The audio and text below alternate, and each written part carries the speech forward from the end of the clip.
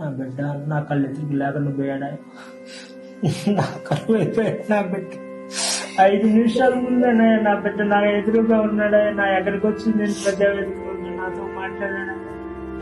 5 నిమిషాల ముందే మాట్లాడి గౌస్తో చెతురాడాడు, వాళ్ళ నాతో చెతురాడాడు.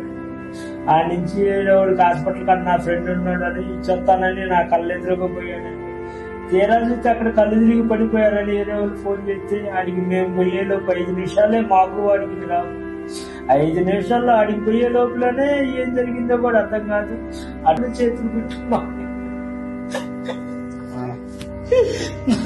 నా బిడ్డని బతికించుకోవాలని కాదు ఎట్లా బతిలాడుకున్నా కూడా ఒక్కడు కూడా కనికరించలేకపోయాడు. నా బిడ్డ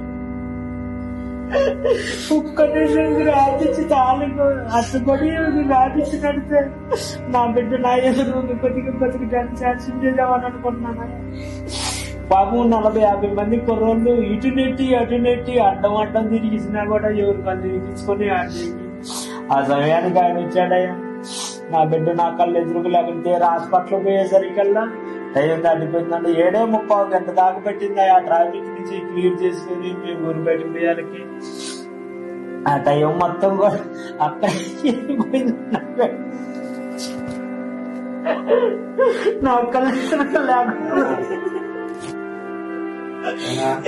నా కళ్ళు ఎదురుగా లేకుండా పోయాడు. ఈ రోజు నాకు నా బిడ్డకి జరిగిన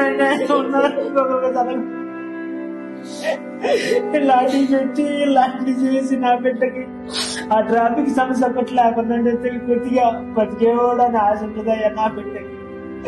ఆ ఆశ కూడా లేకుండా చేశారని నా బిడ్డ అయిపోయాడు.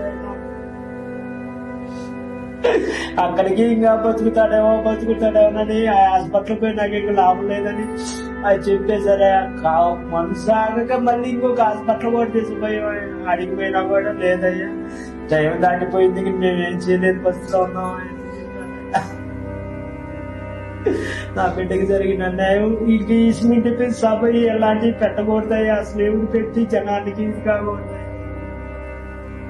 కొంచెం నా బిడ్డకు ట్రాఫిక్ సమస్య లేకపోతే నాకు నా ఎదురుగా ఈ రోజు నా బిడ్డ నా నా గుండెకి ఎగోడు వాడనయ్య మొత్తం.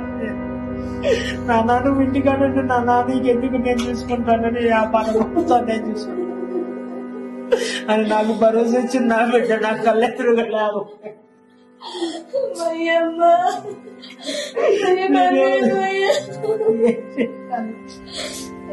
నా బిడ్డ నా ఎదురుగా లేకుండా పోతే మా వాడికి చేయాలి వీడికి చేయాలి.